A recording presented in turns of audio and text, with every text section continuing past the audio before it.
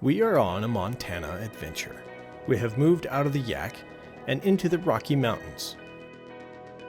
It's the morning of day 9, and we are heading along the 49th parallel, the official parallel of the US and Canada border. This is perhaps just a little closer than Eli and I's attempt to see it just a few days ago. Now it's nearly in front of us. The parallel was established as an easy boundary, but it was a boundary that didn't take into account any homesteads or Indian nations or regard for topography. It was simply cut into the mountains on the 49th parallel, straight as an arrow.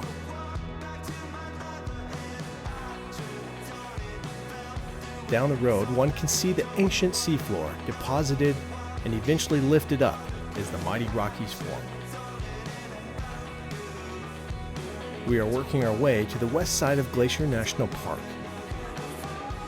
Our Montana solo adventure is presented by General Tire and the Grabber X3, the official tire of the Croft solo adventure, available at TireRack.com, and in association with Patriot Campers Toy Haulers and PCOR Systems. Forest Road 114 is a narrow, winding road that the prospector occupies with pride. The 17-mile crossover road is very remote and pristine. A few hours later, we have found a beautiful spot along Big Creek, and setting up camp has seemed to find its rhythm. Camp is set up in near silence. Dinner is on the grill.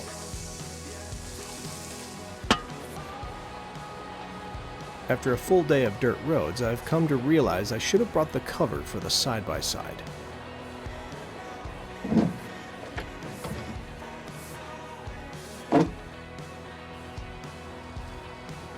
The fire has been started without me, and life finally seems to be slowing down.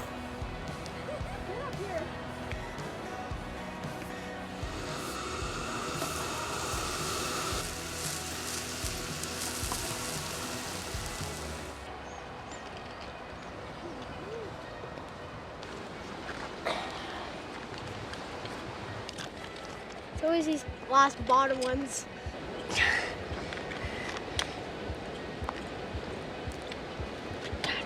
Yes.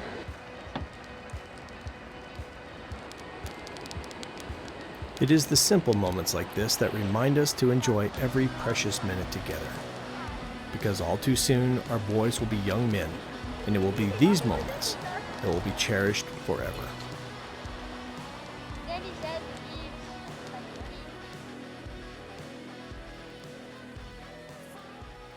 Got up to do my normal chores, and it's day 10, so I actually do a little bit more chores beyond just looking the truck over. I'm going to get into the air filter, clean it out, blow it out. Diesel's like really clean filters, so yeah, so I went to do that and popped my hood and found this. Oh no. So what that means is that there's a mouse in there, or a pack rat, and there's some simple ways to avoid this. The easiest way is just to pop your hood at night. If you think there's critters around, which is almost a guarantee that you should assume that, I guess, you should pop your hood. Last night I didn't do it for whatever reason, and it just took one night and I had critter in here. Now I'm inspecting what he packed out, and as far as I can tell, it's nothing that from my wires or anything like that, other than potentially an air filter, like an in-cabin air filter from in my truck or something. When you're out and about for a long time, bring an apron. Having an apron will help you keep your clothes just a lot cleaner when you're doing stuff, leaning over dirty trucks. I've been out here for 10 days, haven't washed a truck really in 10 days. When you're cooking, keeps your clothes cleaner. So bring one and it does it all. Anyway, I'm gonna pull the air filter out, blow it out, clean it up, look over the rest of the truck, and hopefully we don't find any other problems. It's getting dirty.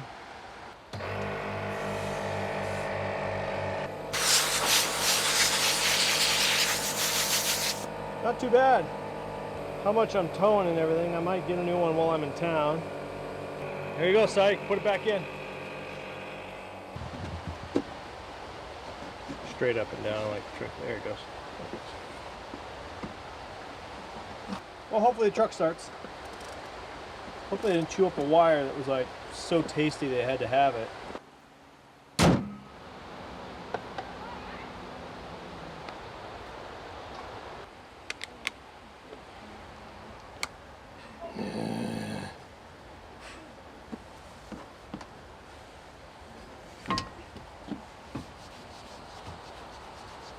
Better cover that up before Dad sees it.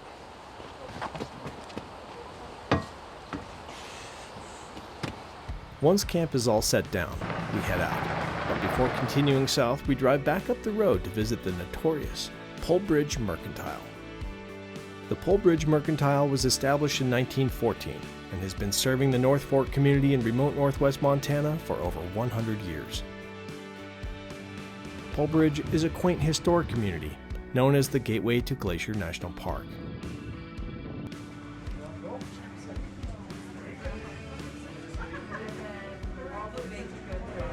The Mercantile General Store and Bakery serves all kinds of goods, and we highly recommend trying their delicious huck bars. Before continuing south, we grab a quick lunch, and the burgers are on point.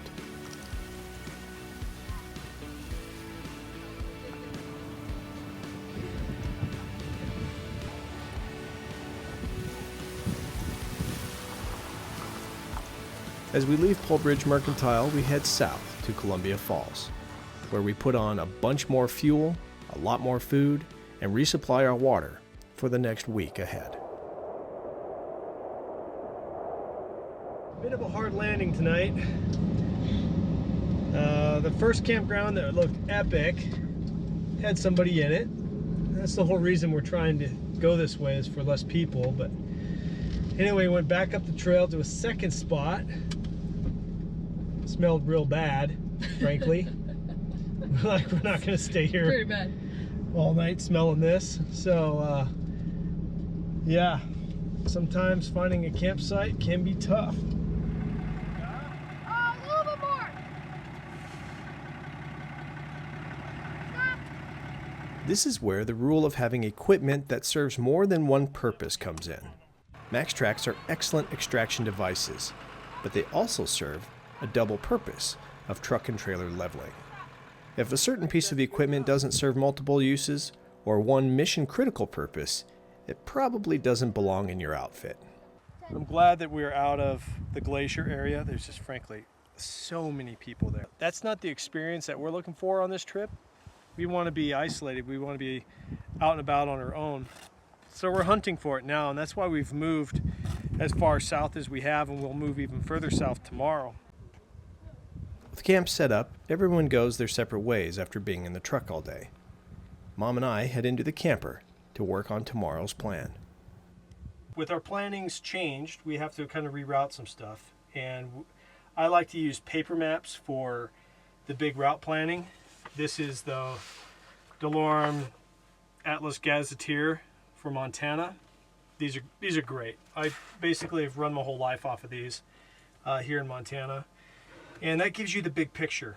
And then once you start finding what you want, then we go in and we start plotting it. If we have service, we'll use satellite imagery and look for roads and we just kind of use a bunch of different resources, several apps. Yeah. And then eventually we find what we want, and then we start plotting it on our main GPS unit. This is a Garmin Overlander. And then we can start navving it from there. Yeah. And the cool thing you've been doing too is you've even, when we go to bed at night, you've got your little foldable map. I've got a little foldable map that I found. Yeah. And you've been studying that at night in bed. Like, it just kind of takes time to get a grip on the area and the big picture, and then to start picking out those places you want to explore. Yeah. So it's not a quick process if you really want to dive in. It just depends on your style and your trip. But And it's fun to pore over maps and figure it out. And then as you start driving by things, you're like, oh, I remember that. I saw that on the map. Okay, I kind of know where I am. And it really helps you learn an area. Yeah. So. Yep. Well, tomorrow we will see how far south we can get. And we'll let you know what we decide on where we're going to go in the morning. Can you show us on the map where we are? And describe where we are? Whitefish, Columbia Falls. Yep, Columbia Falls. That's where we restocked, right? And then we moved where? We went through West Glacier and followed underneath the glacier, right? National Park to the south side. And then we dropped down in here and we're here, right? Yeah. Okay. Here? From here to here is 5 hours. Okay. Shall we? Yeah, so Let's go. eat breakfast. Brekkie, and then we're out.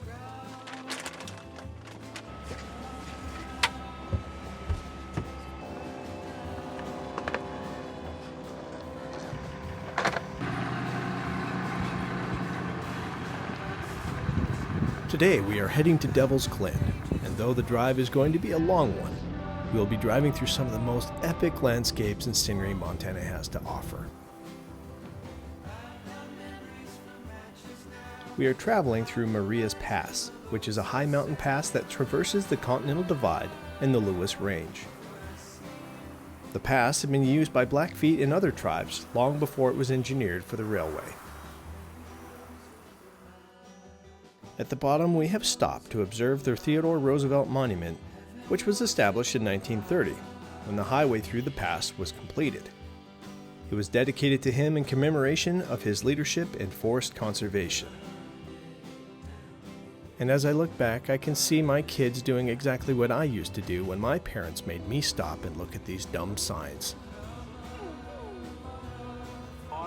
But now I kind of know why my parents did it. It's all pretty interesting. Maybe they'll feel that way someday too.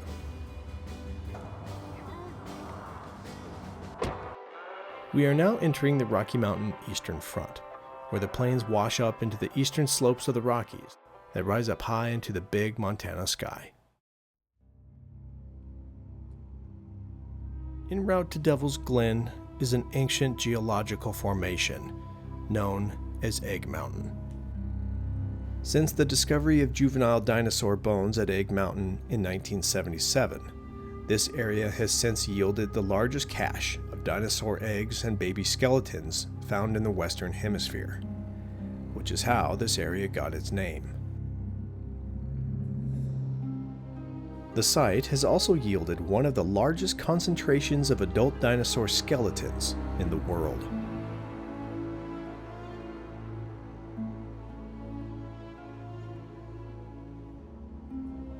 Paleontologists have interpreted the accumulation as a gigantic herd of Maiasaura dinosaurs that died in some sort of a catastrophic event millions of years ago.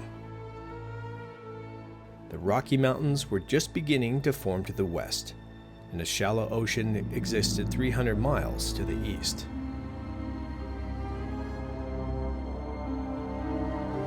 Moving closer to camp, we see a spectacular western view.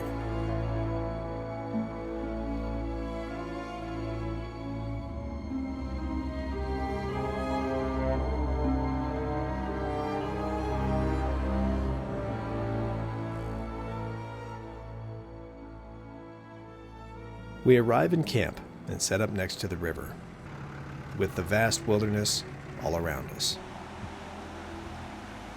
Okay, boys, let's go help set up camp.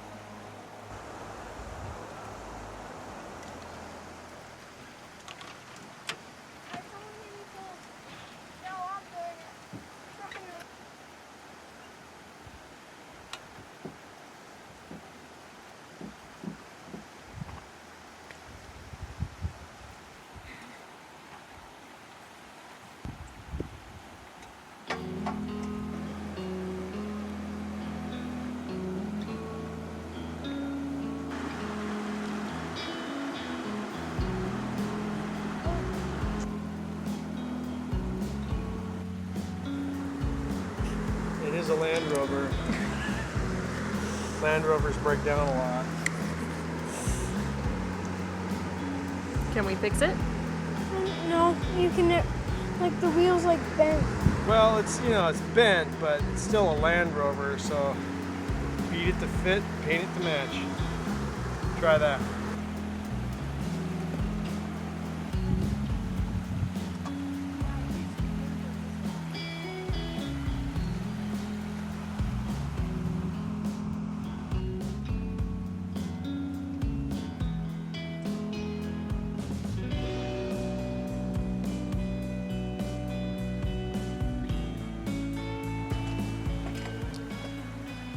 For tonight's dinner, Shelly is making backcountry pizza.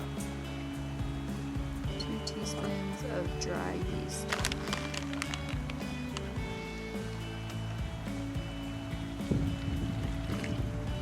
If you're camping with the kids, this meal is perfect.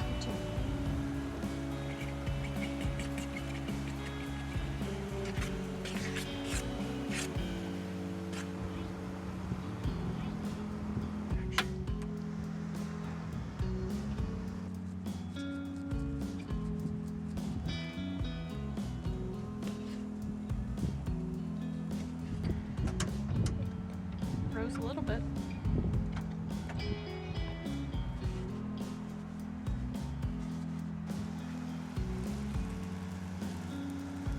This is an awesome meal for families, and it's surprisingly simple to make while off the grid.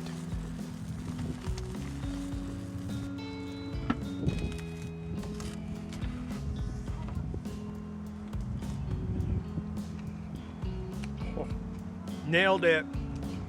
How often can you say you've had backcountry pizza? Not everybody does that. It's a lot of fun to make. Even more fun to eat. I'd give it a B. A B? Well, I'm hard on myself. The chef's always the critic. But this is pretty dang good. It's my turn for food. How's that look? Pretty good? Good.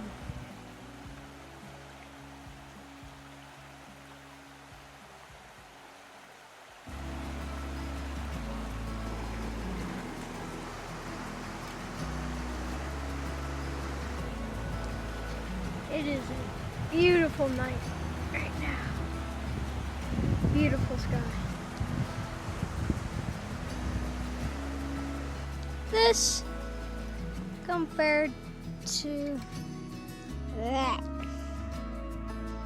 with a trailer. With a side by side.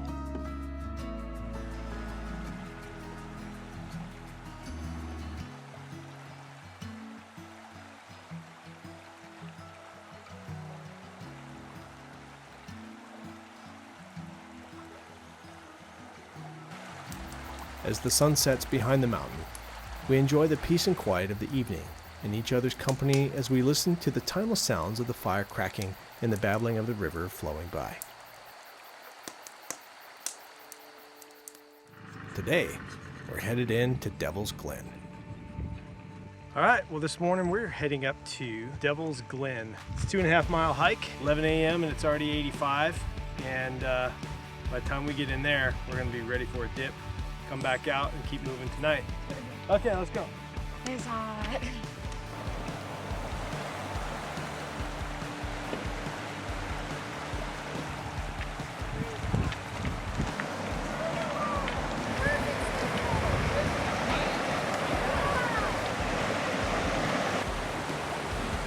That is so cold.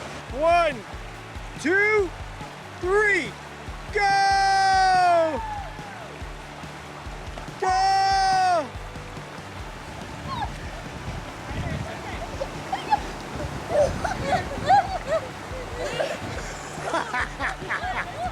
Eli, come this way, bud. Nice work! Man challenge complete. How was it? That was brave. That was some good stuff right there. What do you think, Eli? It's cold.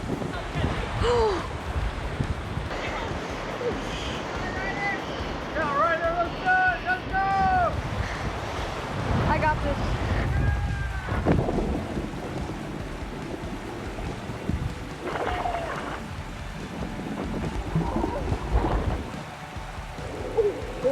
Oh, yeah. A little chilly? Dang, makes your ankles hurt. This kills my ankles. Killing my ankles. My cankles. I'll get in there. I'm gonna ease in. Oh! You went again! Oh yeah. There you go. Breathe through it. Attaboy. Nice work. I think it was colder. It was colder. Oh! In a very long time since I've been in a river that cold. That was pretty cold. It's awesome though. It feels good. One of the amazing things about this whole adventure has been the many opportunities for the boys to learn, develop, and grow, both together as a team and as individuals. It's amazing to watch them grow right before our eyes as they face challenges, overcome their fears, and get out of their comfort zone, all while having fun in the process, in the great outdoors. Splashing. This is cool enough for me. It feels amazing. Wow, we did not take the breath away. Been out of the water for 5 minutes and it's already hot again. Yeah. You guys ready to head back? Yeah. All right, let's head out. Stay with us as we head further south into the Treasure State and dive deeper into the history of Montana. Next time on Solo. Da